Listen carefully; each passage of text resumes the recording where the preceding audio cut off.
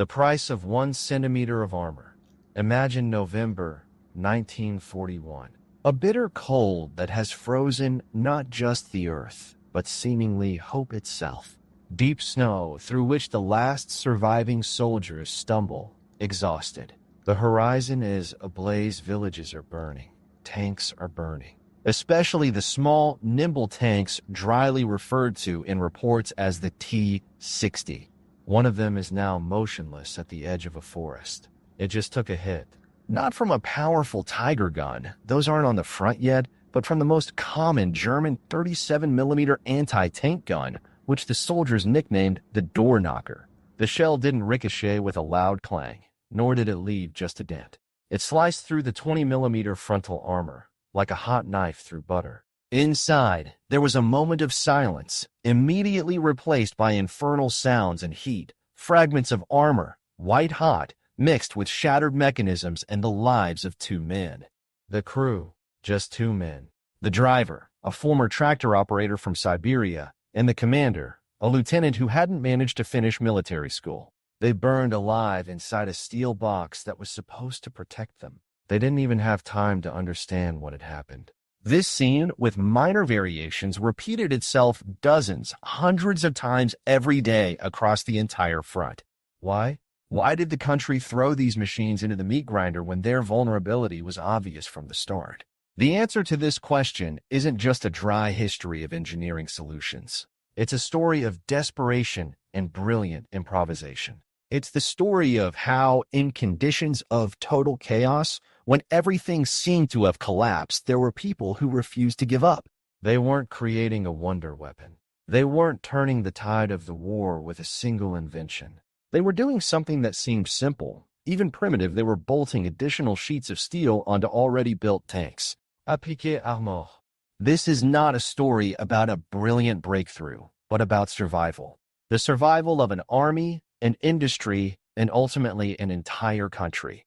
And that, my friends, is more fascinating than any fairy tale about invincible super tanks. Because it's the truth, a brutal but real one, born from the ashes. Why the T-60 existed at all. To understand why the tank had to be saved, you need to understand why it was even put into service. And here we encounter the first tragic fork in the road of that war. The Cinderella who missed the ball, the T-50. In April 1941, a couple of months before that fateful June, a new light tank, the T-50, was adopted by the Red Army. It was, without exaggeration, a magnificent machine. It had anti-ballistic armor up to 37mm thick, a powerful diesel engine, torsion bar suspension, an advanced feature for light tanks of the era, and a crew of 3, which allowed for a proper distribution of duties. In its characteristics, it surpassed most light and even some medium tanks of the Wehrmacht. It was nicknamed the Little T-34. It was that good. But there was one problem. It barely existed. Or rather, it existed only as a few prototypes that struggled to leave the walls of the factory workshops. Why? Economic brief, no. 1. Industry on the brink of catastrophe. Let's take a minute and look at the situation through the eyes of an economist. By the end of the 1930s, the USSR had made an incredible industrial leap, but it was a very specific one. The country bet on giant enterprises tailored for mass, conveyor belt production of a limited number of models. The flexibility of such a system was close to zero. Engine shortage. The T-50 needed a special 6-cylinder diesel engine, the V4, and these engines were primarily going to the T-34s and the heavy KVs. Setting up a separate production line for engines for the baby T-50 would have been an unaffordable luxury. The country was working to the point of exhaustion, trying to saturate the front with at least medium tanks. Complexity of design. The torsion bar suspension, while providing excellent smoothness of ride, was complex to manufacture and required high-precision machine tools. And this machine park in 1941 was under attack. Factories were being evacuated to the east. Machines were loaded onto freight cars, often under bombardment, and assembled at new locations, sometimes in the open air. Cooperation. The production of the T-50 was supposed to be deployed at several factories, including one in Leningrad. The blockade of Leningrad put an end to these plans. By June 1941, it was clear Waiting for industry to rapidly deploy production of the T-50 was suicidal. By autumn, this certainty had become a death sentence. Another tank was needed. Any tank, as long as it was available. And this is when a man who could be called the godfather of Soviet wartime light tanks entered the stage. Nikolai Alexandrovich Ostrov, the genius of forced solutions. A young, ambitious, and incredibly talented engineer. He didn't build castles in the air. He looked at harsh reality. Then in this reality, he already had a tank, the amphibious T-40. It wasn't perfect, not the most protected, but it existed. It was already in production. The blueprints were ready, the technological chains were debugged, the factories knew how to make it. Ostrov and his team were not improvisers. Even in the plans for 1941, there was a project for a T-36, essentially a land version of the T-40 with thicker armor. This was their backup plan, their plan B, in case something went wrong. In June 1941, everything went wrong. Catastrophically wrong. Ostrov's proposal was brilliant in its simplicity. Take the T-40, remove everything related to swimming, the propeller, complex sealing systems, simplify the design as much as possible, and install a more powerful weapon, a 20mm automatic Shivak cannon instead of a heavy machine gun. Thus, from an amphibious scout, the land soldier, the T-60 was born. The decision was made at the very top. Stalin, who personally oversaw tank production, understood. A perfect tank that doesn't exist is worse than a bad tank that goes to the front today. And he made a choice. The T-50 was essentially buried, only a few dozen were ever built, and all efforts were thrown into deploying production of the T-60. The psychology of desperation. Imagine the state of the country's leadership. The Germans are at the gates of Moscow. Stocks of equipment are melting before their eyes. Every day, reports of losses landed on their desks. And in this situation, Ostrov appears and says, I can give you a tank. Lots of tanks. Immediately, it was an act of faith. Faith in the genius of the engineer. Faith in the resilience of the workers. Faith that this fragile-looking tank could somehow help stop the avalanche. The cruel price of popularity. The one-way trip tank of 1941. And the tanks started coming, in a steady stream. In the short period from the autumn of 1941 to the end of the year, 6,292 units were produced, a number that seems abstract until you understand what lies behind it. Imagine the assembly line of the Gorky Automobile Plant, GAZ, which before the war made passenger cars. Now it was making tanks. The workers were mostly women and teenagers, working 16 to 18 hours a day, sleeping right there by their machines. Hungry, freezing, but not giving up. Every T-60 accepted by the military representative was their personal contribution to victory. But these thousands of tanks went to the front, and there hell awaited them. Baptism by fire, the illusion of invisibility. The calculation of the command was, in general, understandable. The T-60 was small, low, and nimble. The theory was it would be a hard-to-hit target. It would sneak up on the enemy at short distances, using the folds of the terrain, and use its automatic cannon to process enemy infantry. Theory shattered against the harsh practice of the autumn-winter of 1941.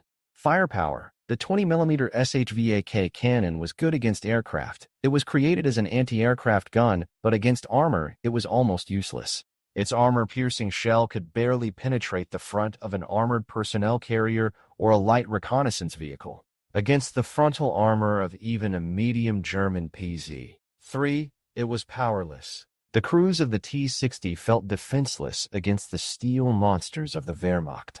Armor, 2 centimeters of depth. This just needs to be accepted and understood. 20 millimeters is about 2 centimeters of steel. German infantry was saturated with anti-tank memes like never before. The legendary PZB-39, an anti-tank rifle that pierced our tanks like tin cans from a distance of 300 meters. 20mm automatic cannons mounted on German armored cars and anti-aircraft guns. And finally, that same door knocker, the 37mm PaK-36. For it, the front of the T-60 was like butter. The tank wasn't just disabled. It often burned. The gasoline engine in the cramped fighting compartment turned into a torch after one accurate hit. The crew of two had no chance. The driver locked in his compartment and the commander, who was simultaneously the gunner, loader, and commander. They didn't have time to evacuate. Soldiers' memories, composite image. We ran behind them in an attack, hoping for some kind of protection, and they would flare up one after another, like candles. The scary part wasn't that pieces of iron were burning. The scary part was thinking about the guys inside. No one had time to scream from in there. The T-60 became a one-way trip tank. Its combat life was sometimes measured in 1 or 2 battles. Industry produced thousands of vehicles, but at the front, they were still in short supply. A vicious circle emerged. New crews, trained in a rush, died faster than they could gain experience. The tank, created as a temporary measure, became a symbol of the colossal losses of the war's most terrible period. And at this moment, in the smoke and chaos of retreat and defensive battles, an idea was born. Simple like a hammer. If the armor is too thin, then it needs to be made thicker. How? Weld another sheet on top. Appliquer armor. An engineering feat in conditions of chaos. The birth of the tank in an overcoat. But it's that simple, you might say. Just bolt on a sheet of iron and that's it. No. In engineering, especially tank engineering, nothing is simple. November 1941. Gorky, the gas plant. Engineers led by Astrov are looking at the blueprints and at a single surviving captured German shell. Their task, save the tank. But how? Any change leads to consequences. Wait, every additional millimeter of armor is kilograms. The proposed applique armor kit added about 360 kilograms to the tank's weight, with the mounts almost a whole ton. Imagine a classic Lada, and then imagine another same car stacked on top of it. How would the chassis behave? Chassis the Achilles heel. The T-60 inherited its chassis from the T-40, and it had problems. The road wheels, their rubber rims, the track links, all of it was designed for a specific weight. Overload meant one thing. The machine would break down before reaching the front. The tracks would come off, the road wheels would break. A tank that can't move is worse than no tank at all. It blocks the road, it needs to be recovered, costing effort and lives. Engine, would the power plant cope with the increased mass? Would the tank become too slow, turning into an easy target? The doubts were colossal. It was a technical risk, but there was no other way. To risk or to accept that the tanks would continue to burn like matches? The choice was obvious. The trial of hope, the route Gorky Vixam Muram Gorky. To dispel all doubts, a brutal experiment was needed. An experimental tank, number 37,790, set out on a test run. The route was chosen deliberately 475 kilometers along broken winter roads through forests and fields. 46 hours of continuous movement. What did the engineers and test mechanics feel, waiting for its return? Probably the same thing surgeons feel after a most complex operation. They believed in their brainchild, but fear was stronger.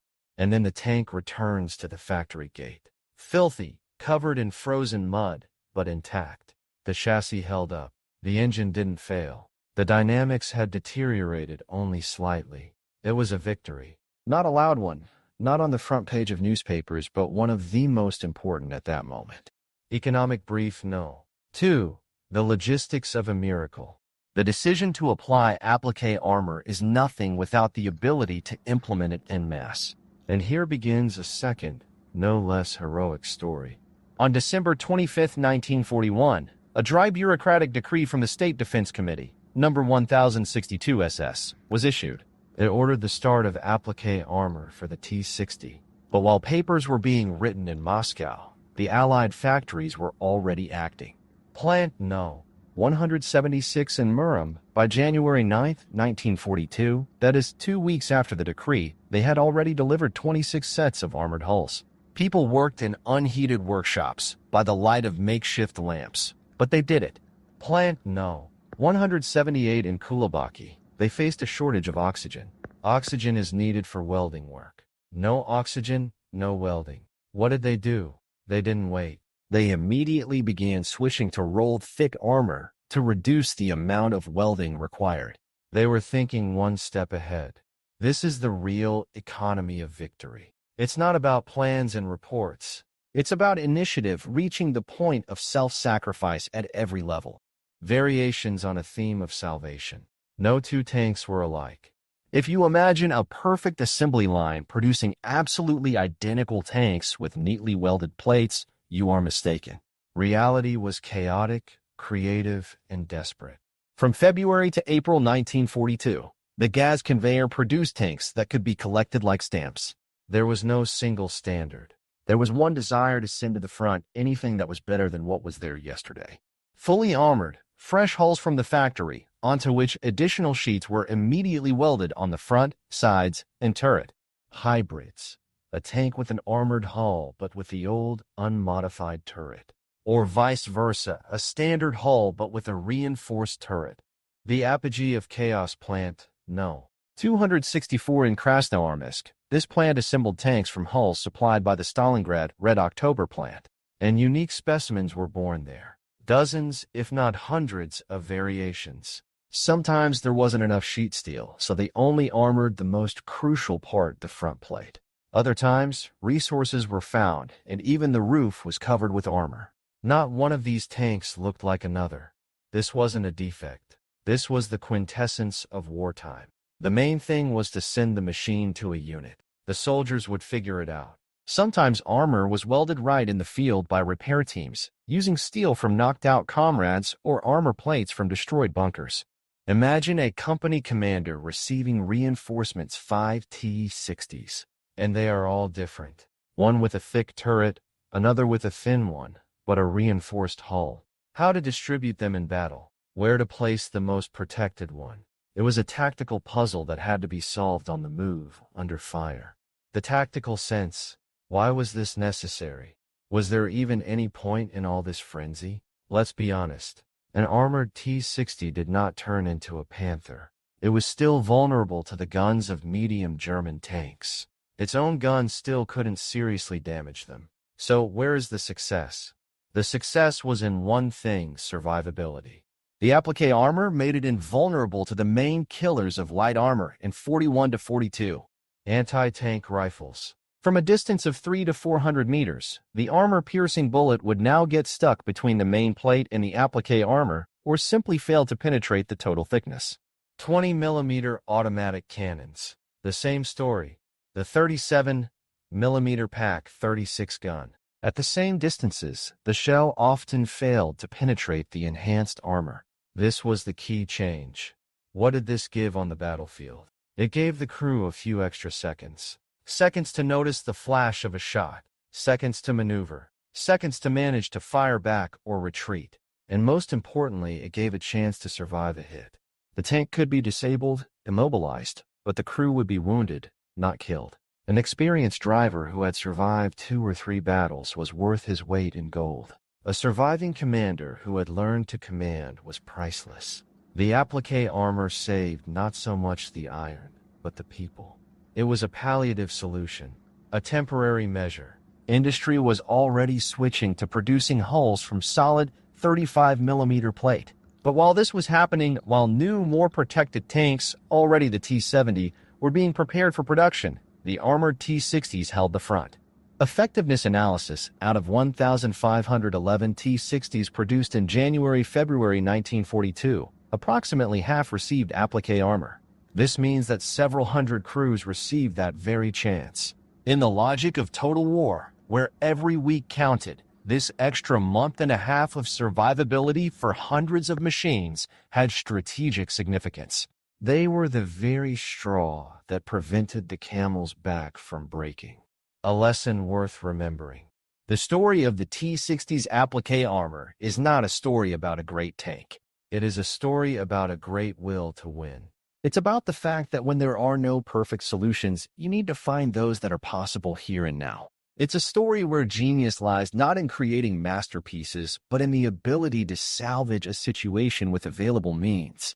Nikolai Astrov and thousands of unnamed engineers, workers, and soldiers did not win the war by armoring the T-60, but they bought precious time. They saved hundreds of lives. They prove that even in the most hopeless situations, you must not give up. That even a tank that had to be saved could be given a second chance. This story makes you think. And what about us today? When faced with difficulties, do we look for perfect solutions? Or do we act as they did, finding a way out at any cost, using our wits and not surrendering? Think about it. So that's the end of our story. I hope it moved you as much as it did me while I was researching it. This wasn't easy, but it was worth it. Now it's your turn. Your feedback is the fuel for our future content. Write in the comments, what do you think? Were such sacrifices justified to maintain tank production? Could there have been another way? Ask questions. What's still unclear? Do you want me to analyze a specific battle involving the T-60 or Nikolai Astrov's biography in more detail? Subscribe to the channel and hit the like button. For me, this is the most important signal that our work is needed. It motivates us to dig deeper and prepare even more interesting content for you. Thanks for staying with us till the end. Value history. Remember the price of victory. See you soon in new texts.